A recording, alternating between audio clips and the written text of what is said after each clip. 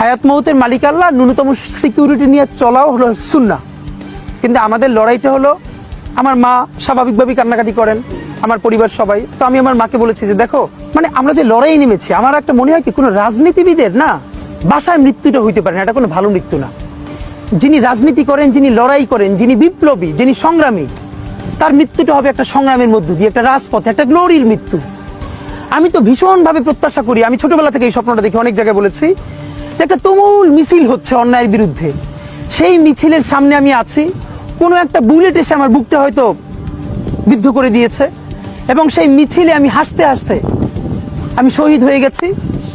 এবং সবাই যখন মৃত্যুটাকে ভীষণ ভয় পায়, আমি তখন হাসতে হাসতে আল্লাহর কাছে ভীষণ সন্তুষ্টি নিয়ে পৌঁছতে চাই যে আমি একটা ন্যূনতম ওই জীবনটা লিড করতে পারলাম, যে আমি একটা ইনসাফের হাসি নিয়ে আমি আমার আল্লাহর কাছে পৌঁছতে চাই।